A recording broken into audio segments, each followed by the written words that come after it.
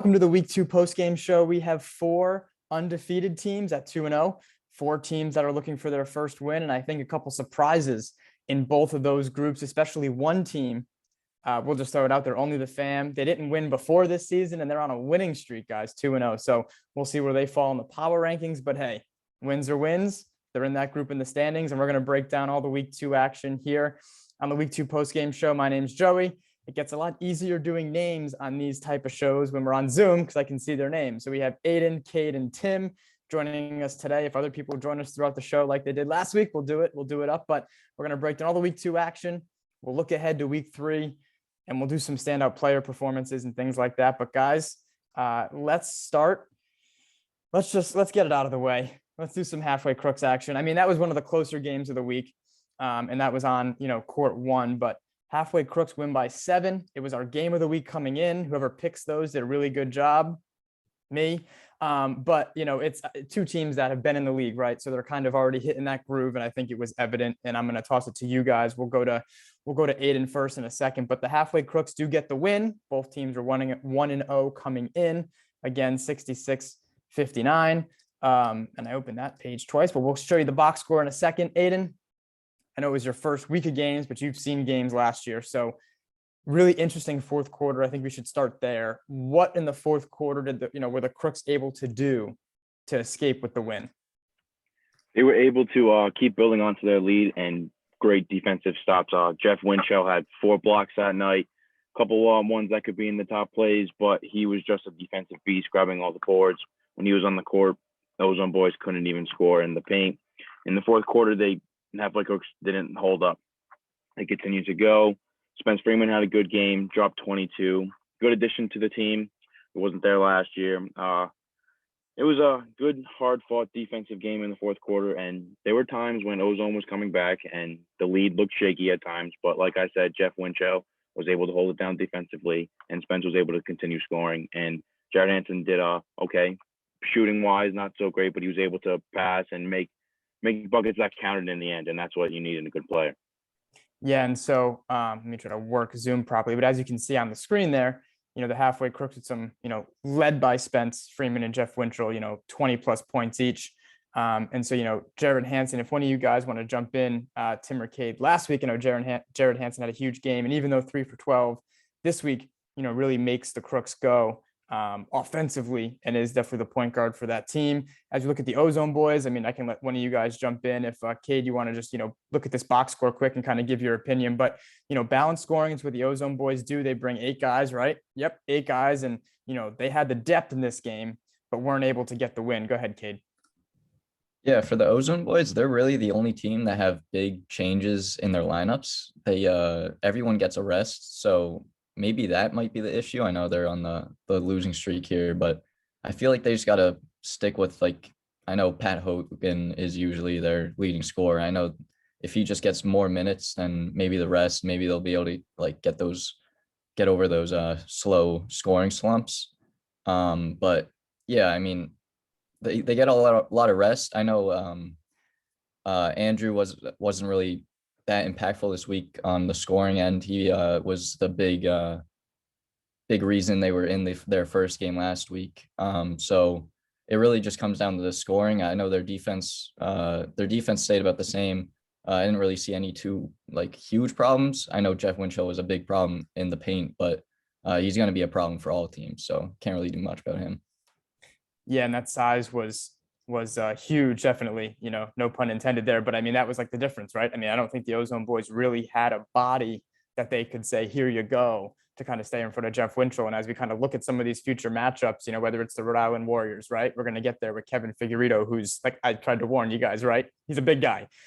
Jeff Winchell falls into that category, right? Lob City has 2 or 3 of those guys, right? The Duyes boys have a couple of those bigger bodies.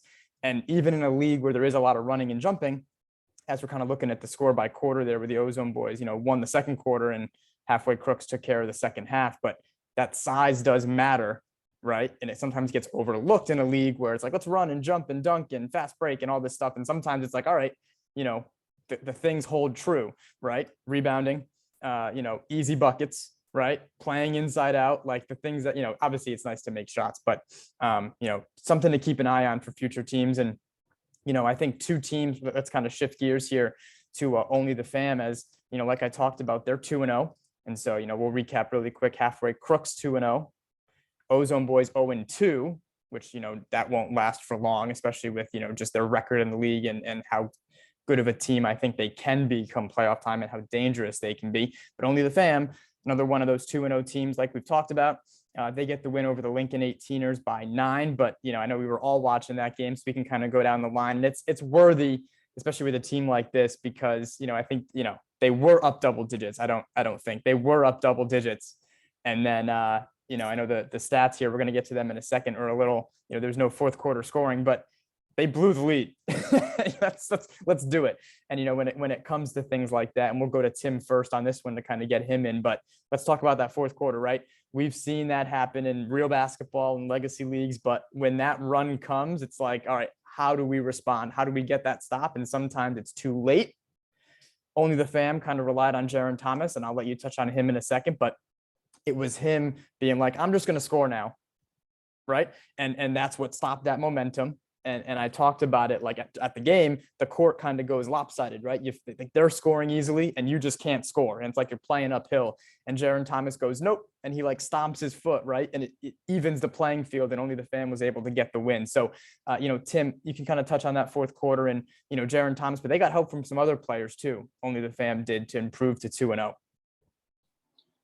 Yeah, Lincoln had a very impressive comeback. I believe only the fam was up around close to 20 points at halftime, and Lincoln actually had a lead in the fourth quarter.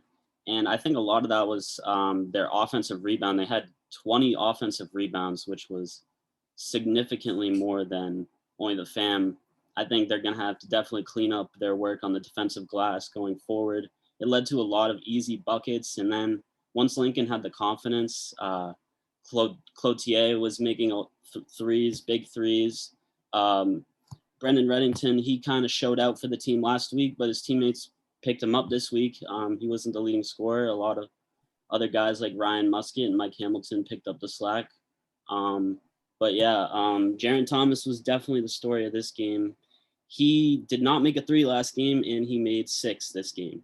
So that is quite the improvement. Also, got to mention Tucker Aiello. He had plenty of clutch shots down the stretch, taking the ball to the basket, playmaking for his team. And like Jaron said after the game, it all starts with Tucker. He's their point guard, and he gets everyone going. Yeah, and so let's go to Cade next. I mean, I know we were all watching, so this, we'll spend a little time on this one, but, Cade, even just focusing on only the fam, right? What did they do to build that lead? Because I think that's what we need to focus on, especially if they're going to try to stay in this group, right? And we're going to show you the standings in a second. Like I said, 4 teams are 2-0, but this is, for them to stay there, what are they going to have to do consistently to continue winning? I think I know for them, they didn't have a lot of subs, and they were getting tired really basically going into the second half.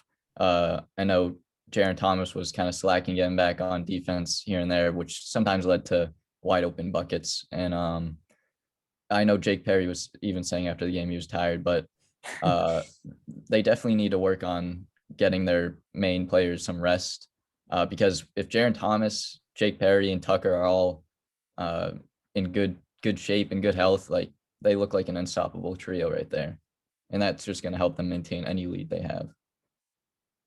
Yeah, and so like we talked about, that huge lead, right? Aidan, I know you've seen this team even last year, so you've seen them evolve, and we'll go to you briefly, but only the fam, like Tucker's doing his thing, Jaron's doing his thing. Let's touch on Jake Perry and Tucker more so really quick. Tucker Aiello, they did hit some big shots. I mean, Jake Perry's banking in threes after he blocks kids. Like that's when it's it's going well, right? But what does that trio have to do? Especially like let's do it. When they play the Duyays boys, right? I mean, we don't even have to say my team. When they play Lob City, right? Like what do those 3 have to do? Ozone Boys, Werewolves. Like there's teams that are ready. What do those 3 have to continue to do? Like Cade said, I think they need to find some ways to get some of them rest. And Jake Perry needs to just continue doing his thing. Same with Jaron, and same with Tucker. Tucker's a great addition to the team. He brings a lot of ball handling skills. He replaced Orain, who played in last year's league, and he's just able to knock down shots when it counts. And he's a good, strong point guard. Jaron is just he's just got to keep doing his thing. Like Cade said, sometimes he lacks on D. Once they find a way to sub in and sub out and continue doing that and get some rest, I think they'll be able to do it. And Mike needs to. He didn't shoot very well, but once he needs to just take the open shots when he sees them, even if there's a person a couple feet in front of him, just continue to shoot the shots you make because he's deadly from three. He can make them. The whole team can shoot fairly well from three. And like you said, Tucker, Jaron, and Jake Perry, they need to just continue playing hard and not be able to give up the lead and lose defensively and not have to play in these close games that sometimes don't need to be close. Like they were up 20 towards the half. They need to just continue to play great on-ball defense and continue to score. That's really all they need to do. Yeah, and so, like we talked about, only the fam 2-0, right? Lincoln 18ers 0-2. And so now we're going to go to the two teams. And I think only the fam, I think it was kind of a toss-up between them and the Lincoln 18ers, just really not knowing what kind of team was going to show up, right? But I mean, Werewolves in Sin City, that result, and I want to go to that one next. So both teams exit week 2 1-1, but it was Sin City winning in week 2 over the Werewolves, which to me, I was not expecting that, especially when players return like Brian Heston, Gino Forti, Joe Palazzo is quickly learning how to play in this league, but we need to give Sin City some time. I mean, the Halfway Crooks played them last week, right? And, got rid of that lead that they were facing and almost won last week. And so now they kind of carry that momentum into this week and take down the Werewolves. Devin Payne, DePina, right? And if I even get his name right, Devin Pina, sorry. There's too many of them. They're all similar names right now. Devin Pina, huge game, right? And he was a big body last week who did a lot of the same things this week. So Cade, did you see this game? You can just nod really quick. No, cool. All right, we're going to Tim. Perfect. I knew it was one of the two. Sorry. So I know Tim was over there. Court 3. Let's start with Sin City, and I'll get their box score up in a second. But Sin City beats the Werewolves 70-55. And so, we'll start with that Sin City kind of, perspective. How were they able to get their first win on the season? I'm not gonna lie, I wasn't too shocked about this result. I know Sin City was a little lower in the power rankings. I thought they were a little underrated after their week 1 L to the Halfway Crooks. I mean, it was a close game. A couple late game blunders lost them the game, but overall, I think this team definitely has the size up front with Devin Pina and Javon Morris to compete with the rest of the teams in these leagues. They have a good guard in Taj Eddington, who was really locking down on defense. It seemed when he puts his mind to it, nobody's getting by him. So at that point, they're just getting out and getting easy buckets. Also, Justin Titsworth in the Jason Tatum jersey provided a lot of good scoring secondary to Taj and Devin. And I think that was the difference for them in this game. The second half, for sure, they just shut down Werewolves' offense that was led by Brian Heston. He went up for a dunk and got up a little gimpy, and they were just sending a lot of bodies to him whenever he had the ball. 6 turnovers for Heston. I wouldn't really put that a lot on him. It was a lot on Sin City's defense, really collapsing on his drives, and he also ended up with 8 assists. So he was doing a lot of everything ball handling wise for the Werewolves. Yeah, and so Tim, we'll keep it to you, and I'm going to stop sharing the screen in a second. We'll go back to you one more time on, even like the Werewolves, and we'll just let you break down kind of that fourth quarter. But let's mention Sam Clifford on the Werewolves. His first game, he didn't play in week 1 and had 19 points. I know I didn't see any of this game, so I'm not even going to pretend. I was busy trying not to get hurt on court 1. But, the Werewolves. And so, Tim, let's focus on, what else does Sin City need? Right. And even focusing on them, like what is one thing that you think they did well that they're going to continue to do that kind of makes them that scary team you talked about, right? You said that they needed more, they should have been higher in the power rankings. Give me something that Sin City did. I mean, we know the Werewolves, and I can, Brian Heston is, had an off game, and that's not going to happen all the time, but credit to Sin City for sure. Right. Joe Palazzo, Sam, Clifford, and, Gino Forti, they're going to get their points. Right. But Sin City, what's the one thing that they did that they need to continue to do to be successful? I think this was pretty much their formula for success. I mean, they controlled the glass. I mean, Devin Pina, 18 boards, 6 offensive. They led the rebounding battle by 11 rebounds, 12 rebounds. Sorry, math. But yeah, I just think this is the team that like not a lot of teams can compete with, like size down low, strength down low. Like it's going to be really hard for teams to stay out of foul trouble when guys like Pina and guys like Javon Morris are backing them down in the paint. And yeah, I think it really starts with Taj on the perimeter defensive end. I mean, and him playmaking for the team. I think everything starts with Taj. I think if he's playing well, this team is going to be hard to beat for anyone. Yeah, and so like we talked about, both teams now 1-1, and the way the tiebreakers work is it's head-to-head first, right? So if these guys finish with the same record, Sin City will have that tiebreaker come playoff seeding. And so even like Crooks and Ozone, and even Only the Fam and Lincoln 18ers, you know what I mean? Like that's why the head-to-head can be so important. Obviously you want to win every game you can, but that this can come into play down the road. 2 games left. Let's go to the Duyes boys and the Rhode Island Warriors. So again, Duyes boys 2-0, Rhode Island Warriors 0-2 after week 2. But these teams seem like 2 of the better teams in the league, and I'll go on record saying that. Like the Rhode Island Warriors are a good team, right? And they ran into probably the 2 teams that might be ahead of them in the standings at the end of the year in Lob City last week. I'm pretty sure, right? Head nods, cool, yeah. And then Duyes boys this week. So no, whoever did the schedule, no favors to them. But Duyes boys win by 20, 102-82. We'll go to Aidan. As far as the Duyes boys, we can start with them. And then I do want to kind of talk about the Rhode Island Warriors, because even though they are 0-2, like I said, they have some people who can play. But Aidan, Duyes boys get the win. Shane Patrick, loud as always, but John Kutu and some of the usual suspects for them, helped them get the win. Yeah, so their big 3, I'm going to call them, is John Kutu, Vincent Volpe, and Zach Tartaglia. They both shot the ball. All 3 of them shot the ball so well. John was 12 of 14. Vinny was 12 of 15. Tartaglia was 7 of 10. They were just able to shoot efficiently.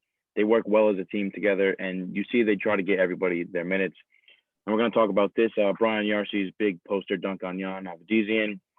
Really big play. Yarcy was 5 of 5 from the field, was able to provide those 12 bench points and just more. The big 4, I should say, with Yarcy too. Shane, loud as always, like you've always said, he did his part. He was able to knock down the shots when he needed to. And they just were able to run the floor. The Warriors were good enough. Kevin Figueredo had really big body, and he posted up as much as he could, and he grabbed as many boards as he could, but they just lacked. The Warriors lacked communication on offense, which led to sloppy plays and just not points that could have been their own points. Yeah, and so as we kind of look at that Rhode Island Warriors, Aidan, will keep it to you, but we talked about the Duyes boys and their formula for success, right? So they have their big 3, and Brian Yarcy's very good, and sometimes he takes a back seat, and like credit to him, he had his own team, and that he was an MVP type player when the ball was constantly in his hands. So let's not forget that, right? But the Rhode Island Warriors, they kind of continue to add in different pieces, and they're a returning team, with some of the players, Henry Concalves, Kevin Figueredo, Charles Correa, but they added Gian Avendician, like we talked about, who had a huge week 1. And so kind of let's go a little deeper on them. And, they lost by 20. They were down early and kind of weren't able to come back. And that's a credit to Duyes, right? Like everything we just talked about, it's important when you get a lead to keep it. And the Duyes boys are one of those teams that were able to do that. And that just kind of shows where they're at as a team. But Aidan, Rhode Island Warriors, kind of what did you see that you liked from them? Because they're not going to be 0-2 for long. Let me put it that way. So from them, they were able to play the game they wanted to play. They knocked down the threes when they needed to. Yeah, they shot a lot of them, but that happens when you play the game. Charles Correa shot decently well, 8 of 19, dropped 21. Jan Avedizian had a little quieter week, but was able to score when he needed to. 1 of 7 from 3, though, so he may need to improve on that. Kevin Figueredo doing his thing, 7 of 11, 17 points, was just able to do his thing. But yeah, you were right. They were down early, and they just weren't able to score and get the defensive stops they needed to cut down the lead. They won't be 0-2 for much longer, like you said, and they dropped 82 points in back-to-back weeks, I think. So they're able to score, but they lack defensive ability to just not have a lead taken from them and be able to just stop. Because, like you said, they were down trailing early, but they won't be 0-2 for longer. Yeah, and I think that's a really good point, right? So they're scoring. And so sometimes like the halfway crooks struggle to score at stretches. It's like, what the hell's going on, right? The Rhode Island Warriors can score. And then you look at them and you're like, well, they have the bodies to play defense too, actually. They have some longer players. They have Kevin Figueredo just to get every rebound that comes near him, right? And it's like, all right. So I see that coming for them. I do. You know what I'm saying? And when that happens, I don't want to play them when that happens, when they're able to score, right? And then also get stops. That's obviously, a recipe to win for any team, especially for a team like that. Speaking of a team that just scores and scores and scores, let's go to Lob City. Only 90 points this week, but they win by 30 over Bogey Kicks. And, I think in the first half, and we can go to Cade was over there, I'm pretty sure. Yeah, quick. Okay, cool. We'll go to Cade in a second. But the first half, it was like 10, 15-ish. And then Bogey Kicks would kind of make 2 threes, and it'd be like 9, 10, 11. Again, it'd be like, and that's the thing with Lob City, right? What they did this week is kind of what they do, whether it's they don't, lack of focus. I don't know. I'm not trying to put words in their mouth, right? But they coast at times. And then they continue to score and score and score. And a lot of times you can, keep up with them for a half, for 2.5 quarters, and then they continue to score and you don't. And that's what we saw in week 2, at least from, my glimpses. Cade, Lob City, more of the same from them, the defending champs, but they improved to 2-0. What stood out to you from that one? Yeah, I would say more of the same, but this week, Jose Mercado didn't have nearly 40 points. He only had 14 points this week. But it just shows that they don't even need who I picked to be MVP. They don't even need him to be scoring those big points to win these games by over 30 or above. Colin Burns stepped up, getting every rebound he was in the paint for, putting them right back up. I know he missed some wide open layups here and there. He was saying that, but he was able to get those boards, put it right back. Cody Crawford is just being like the point guard anybody wants on his team, dishing out dimes, controlling the ball really well, not really getting any turnovers. And basically everyone's doing their part for Lob City, and I can't really see them losing anytime soon. Yeah, and Tim, were you over there? You can give a head nod too. Did you see this one? Good. Okay, so we're gonna go to Tim next, and even you can give your two cents on Lob City, but I want to shout out Greg Holt, and he's always somebody who doesn't let 4th leading scorer, right? 13 points, 7 rebounds, 3 assists, 3 blocks. Is that 4 steals? I think so, right? And so, does a little bit of everything and helps handle the ball and kind of sets everybody else up. But he's a huge part of this team, and there's clips of him in the playoffs hitting huge shots. And so, he's kind of one of those players that knows his role until, he fills in what the team needs, right? So right now it's like, I'm going to assist, get everybody else going. And then in the playoffs or in a big game, he's like, all right, it's time to go. I can kind of take over here. And so we can go to Tim. Tim, even Colin Burns, huge week, right? We can say on Lob City. If you let's go to Bogey Kicks really quick. Give me your 2 cents on Bogey Kicks and how they were able to kind of keep it kind of close. And then you can kind of also get into Lob City. But Bogey Kicks, credit to them. They kept it close for a half, like I talked about, and then Lob City too much. Yeah, so it was kind of a weird second quarter. Bogey Kicks, very low scoring for Lob City. They outscored them by 3 in the second quarter. They were down 10 at half. It was a pretty competitive game for the most part in the first half, and that was led by David DePina. He was doing a lot more playmaking this week. He was really big down low and protecting the rim. Lob City, they like to get to the rim, throw down some dunks, throw down some highlights, and I would say, although Jose didn't play as much in the second half, he did neutralize him to an extent, although that didn't end up mattering in the result. It was still a good job on him, and Mike Evans on Bogey Kicks definitely stepped up. DePina didn't get a lot of help last week in their loss to Only the Fam, and this week he had a little more of it, and I just think they need to stop turning the ball over. Really, whenever they put the ball on the floor, it was Holt stealing it, Crawford stealing it. And once that happens, it's just easy transition buckets. And then the score just keeps going up. And then they lose focus, and it's just not much you can do to recover from that point. Yeah, really, really good point. Turnovers against any good team, right, are going to be the difference or a huge part of that game. Those are our 5 games. Let me get the standings ready, and I'll get those on the screen. We'll put We'll put that's all right. Aiden's good for it. We'll put Aiden on the spot first as I share the standings here. Give me 1 second. And so, like I told you guys, 4 undefeated teams. 2 of them play. I think they all play next week. Actually, GA's boys play the Halfway Crooks. Lob City plays only the Fam. So we'll be down to 2 undefeated teams after next week, unless there's some way they can tie. But as far as I know, there's no way for that to happen. And then 2 teams at 1-1 and 4 winless teams. And so, Aiden, which team? Let's go surprise first. Which team stands out to you? Surprise, just through 2 weeks. What team are you kind of focusing on? Well, the short answer would be only the Fam, as they're just getting their first 2 wins. But another team is the RI Warriors and Sin City, like we've talked about before. They can score the ball well, and once they are able to figure out defensively and everything, they could. Ozone, obviously, they're not going to be 0-2 for much longer. They sub in. They have 4-4, so they sub out every time, which is fine. But they need to find ways to get their best playmakers and best players playing at the same exact time, which maybe they do, maybe they don't. And I would like to see Bogey Cakes get one of those hopeful wins somewhere. There's always that one team. And Halfway Crooks, like we've said, they're just Jeff Winchell is going to be a big factor in all the games that they play. Big size, he's able to defend very well, and then the rest are just the rest. And Werewolves shouldn't be 1-1 much longer. Yeah, let's go to Cade. Kind of same question. Even just pick on one team, Cade, and what team? Forget surprise. What team, stands out to you or has played the best through 2 weeks?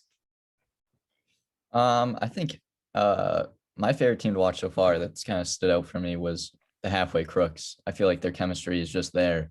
Yeah, I got you. But yeah, just watching Spence out there is just so fun.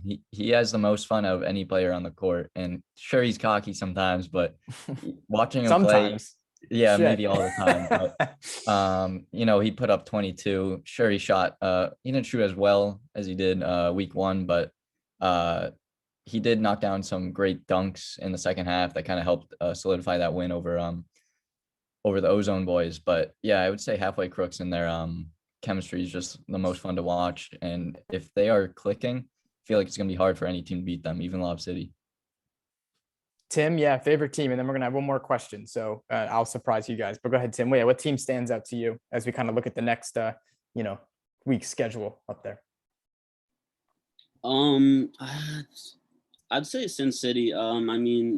Bogey Kicks have struggled in their first 2 matchups. I think this is an opportunity for Sin City to pick up another win. And I think it's something they could build on potentially in a week 4 matchup against Duyer's boys. They're definitely going to need something to build on. This team just has a formula to win in this league. They have the size, they can defend. Their only thing they really lack is 3-point shooting. But if they can force turnovers the way that they were, and control the glass the way that they were, I think they have a formula to compete well in this league. Awesome. All right, I came up with another good one. So looking at next week's games. Okay, I'm going Aiden first. We'll go down the line, same order. Okay, next week's game. So week 3. If you had to bet the house on one team to win, which team, right? So basically, who do you think has the highest chance of winning their week 3 game? Aiden, don't lose the house. Go ahead. I think it's a toss-up between 2 teams. You have to pick one. I'm gonna go the Werewolves. They had a poor game this week. Brian Heston had an off game. I just think, like you said, Joe Palazzo's integrating well. Sam Clifford's integrating well too. I think they are the highest percentage chance. Credit to the Lincoln 18ers too. They play their game well, but I think the Werewolves are hungry for this win. They're coming off a bad loss, and I think they will want this one more than anything. All right, Cade, same question. You're betting the house. All right, betting the house. I think the safest choice for me would be Lob City, even though they're facing the 2-0 only the Fam. I let one of those players on Lob City know. I let Jose know that my house is on the line. I think he could drop 30. I think those guys got me. Just watching them play, I think they have the defense to take care of Jake Perry down low and Jaren down low. If Jaren isn't shooting well, I think Lob City's got it in the bag. Okay, Tim. Yeah, I definitely agree with those first 2, but just to be different, I think Sin City's got it next week. Yeah, I just think they're too big for Bogey Kick's team personnel wise. They're really only big as DePina, and he just doesn't have the size that just behemoths like Pina and Javon Morris have. And yeah, Bogey Kicks, they haven't looked great through the first 2 weeks. They looked better last week, but I still think Sin City will have me still living in a house. Good. That's what we're going for. Love that. Yeah. And I mean, we have the matchup between the Rhode Island Warriors and Ozone right next week. And so that's two 0-2 teams. And we talked about all 4 2-0 teams play each other next week. So that's a good preview. I kind of like that. We might keep that because making game picks is one thing, and we're going to save that for the podcast. And I know, PJ on the podcast this week. Hopefully you guys can get on. We're going to figure that out. But there will be a low post podcast, which will be great. And so they'll do full game picks and each game and spreads, hopefully, and all that good stuff. But that's a good, I like that. You got to bet your house. And so, all right, nobody picked Duyer's boys halfway crooks, meaning it's probably the game of the week just because of how much of a toss up it is. So, we'll see if the crooks can go 2-0 in games of the week back to back. Guys, very good job. Aidan, Cade, Tim. I'm Joey. Thanks for watching the post-game show. Make sure you stay tuned for top plays of the week. We were talking before we went on the air. Some really, really, really, really, really good highlights this week. Brian Yarcy's dunk. We got like 360 dunks. We, reverse dunks. We got blocks this week. So stay tuned for that. Power rankings, the podcast, like I talked about, and then we'll be back for week 3 on Monday, June 20th. Jeez, it's flying. Guys, good job. And thanks for watching.